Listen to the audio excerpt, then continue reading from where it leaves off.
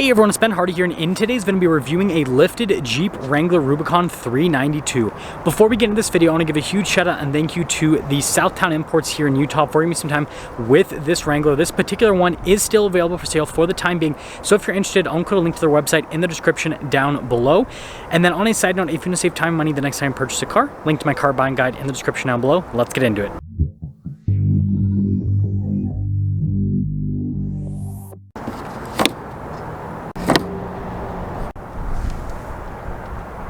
Powering the Wrangler 392 is a naturally aspirated 6.4-liter Hemi V8 that goes through an 8-speed automatic transmission. Power outputs are 470 horsepower and then 470 pound-feet of torque. And sorry about the lighting being horrible. There's a better look at the engine itself.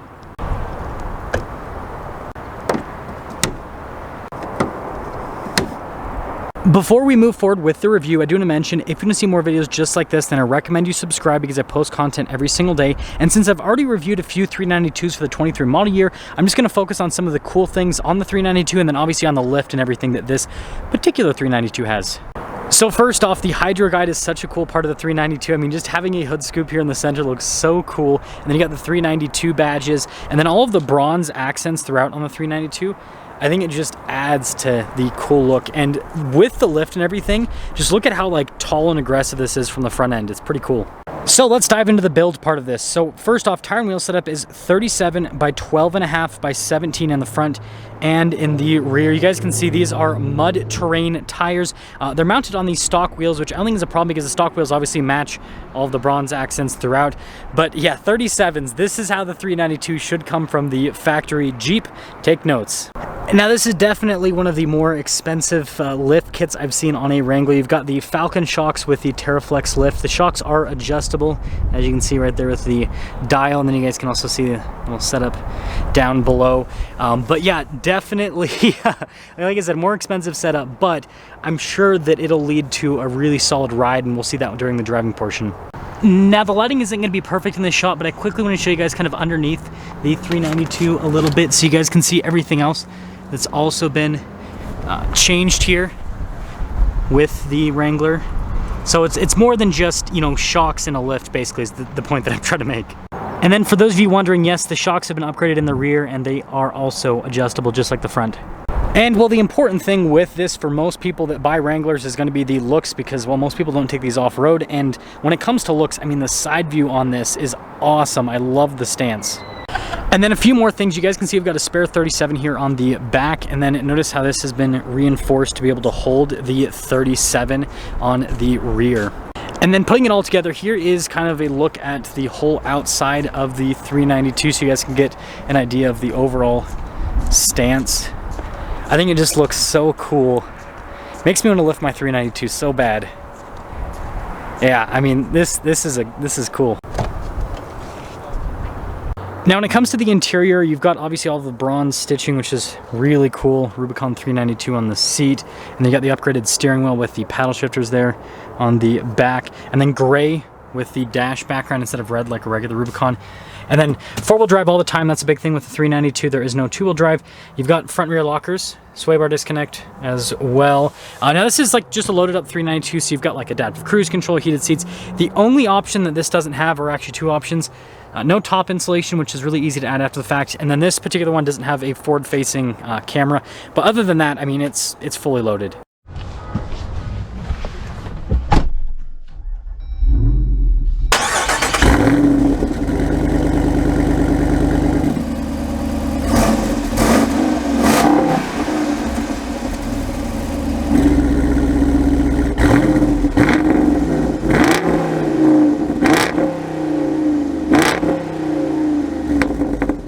Well, let's talk about visibility here in this lifted Wrangler. Here's your visibility over the hood, and I guess we'll quickly wash the windows a little bit. Both the mirrors do have blind spot monitoring, and throughout the rest of the rear.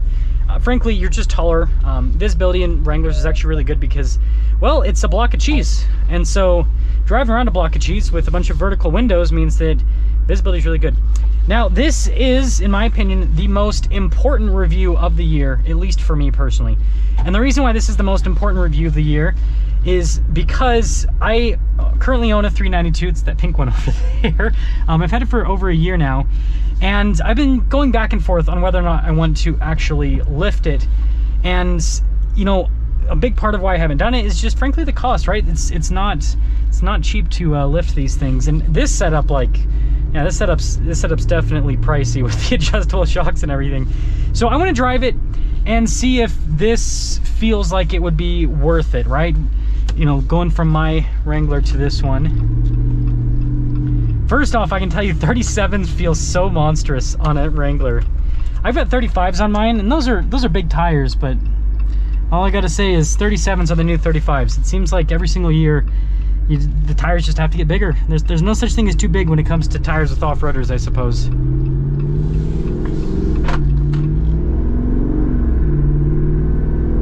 This is so funny. Mine has an aftermarket exhaust, so it's interesting to hear the difference. This is so much like tamer and quieter compared to mine. But the suspension on this is so much better. Yeah, it's a lot smoother. Sorry, I got to adjust this quickly. Yeah, it's a lot smoother. That's what I'm noticing so far. And again, part of that, well, no, actually, mud terrain tires usually, because the knobs are so big, they can, you know, sometimes not necessarily ride better even if it's a bigger tire, because mine's got regular all-terrains on it.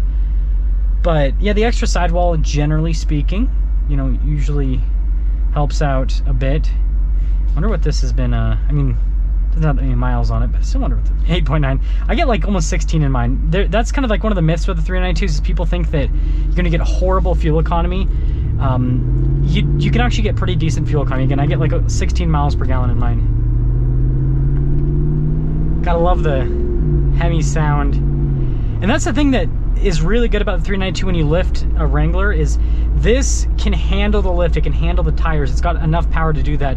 You put this tire and wheel setup on, you know, a V6 Wrangler or 2.0 turbo Wrangler, it can move them, but yeah, the 6.4 Hemi is so much better. Like it's not only fast, but it's so amazingly drivable.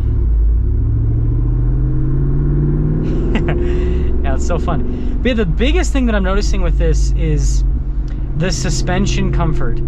Like on smooth pavement, this, you know, when you go over bumps, like you feel it's a Wrangler with solid axles, but like it almost feels like a luxury car on smooth pavement. It's kind of crazy. We're finally getting up and moving again here with our lifted Wrangler. It actually handles pretty well. And I want to see around this corner. I've kind of heard that, you know, sometimes with the Falcon shocks, it can make the vehicle like overly floaty with the handling. And so I kind of want to see going around this if it actually feels that way. I mean, not really. It's not like, I wouldn't say it's overly floaty by any means. I'm just going to create a little bit of, yeah, I don't have anyone behind me. I'm going to create a little bit of space.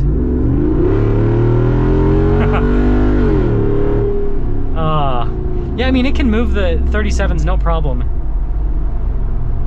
Again, that's the big benefit of the 392 is it's got so much horsepower that you can have this crazy lift and everything, and it handles it. Now, I will say there is more up and down motion in this compared to my stock 392. Which, I mean, this is obviously with the lift and everything, it makes sense why there's going to be more kind of up and down motion. But it's so smooth. It's buttery smooth. That's really impressive. I feel like you could actually, and you know, Wranglers obviously aren't about high-speed off-roading, they're about rock crawling, but I feel like you could do some higher speed off-roading with this setup. Like the absorption and everything is good enough that it would be able to handle it. Braking doesn't feel any worse. Sometimes with bigger tires, the braking will kind of feel iffy. Let's see this bump. Yeah, it just absorbs it so well. Yeah, boom, all over all those bumps. Like those are some pretty big bumps here on the road because they're doing construction here. And again, it handles it really well.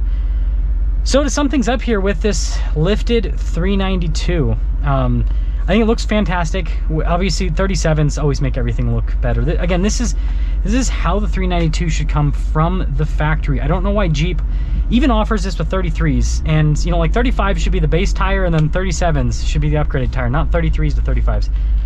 And then aside from that, oh yeah, see, look, these people have to go like super slow over these dips and everything.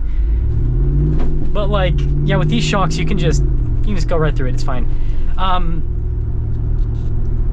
Yeah, I think this build's done really well. I mean, obviously, again, like I said, these are more expensive shocks, more expensive suspension. But this is also, right, an expensive Wrangler. And so it's like, why would you want to put cheap shocks and suspension on your Wrangler? Because, I mean, this is already like I mean, just a base vehicle, right? You're looking at like $80,000, $90,000. So, yeah, I mean, it makes sense. But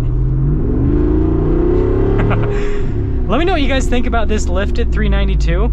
But I think this build is done really well. And yeah, every single time I review a modified Wrangler, it makes me wanna lift mine. But let me know if you would do these Falcons or if you do a different shock setup. Obviously AEV has their whole kit on the Wranglers. That one's definitely more tuned towards the like firmer side with that setup. And then those shocks aren't adjustable like these ones. But yeah, let me know if you like this kit or if you'd go for like a different setup.